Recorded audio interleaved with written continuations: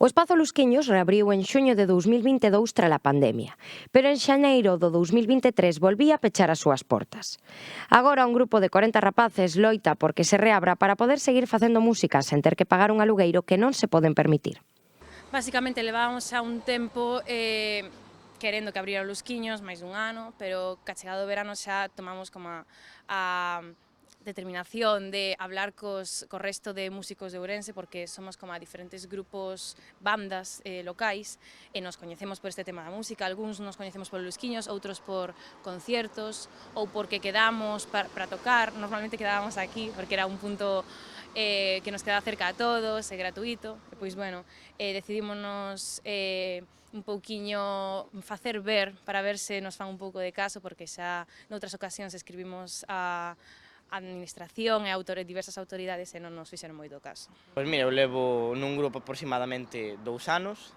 Empezamos aquí a ensaiar porque obviamente nos facilitaba moito o traballo e pois desde o seu peche tuvemos que buscarnos a vida pois como poidemos. O sea, eu, por exemplo, teño un local na aldea, pero claro, queda a 40 km e eso dificulta moito quedar entre nós e ademais moitas veces non compensa. E pois en Ourense hai outros locales, pero os precios aos que están, como non hai máis opcións, pois pódense permitir por o prezo que queiran e pois tamén resulta inasequible a maioría das veces.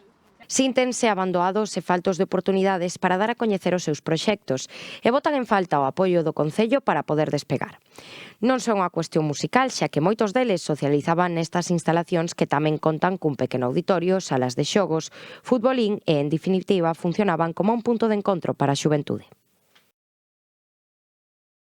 A ver, eu non Lusquiños nunca cheguei a ir a ensaiar, entonces quero falar de un punto de un non músico.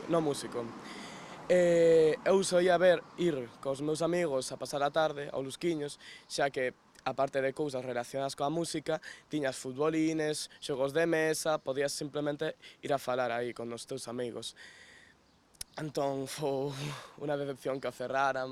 Eu non estou ben cando estaba Lusquiños aberto, pero contáronme moitas experiencias de que diciran que era o lugar idóneo para neste campo de música e outras actividades, por exemplo, o futbolín, por exemplo, tamén os actos teatrais, pero coa pechada deste lugar, moita xente tiveron que buscar alternativas como lugares de ensaio que tenía que pagarse mensualmente ou ir aos povos, o cal buscaba tamén unha separación en canto a xente e o mesmo tamén incluso nas relacións sociais, porque este tamén era un espacio social onde gratuitamente podías ir a coñecer novos amigos.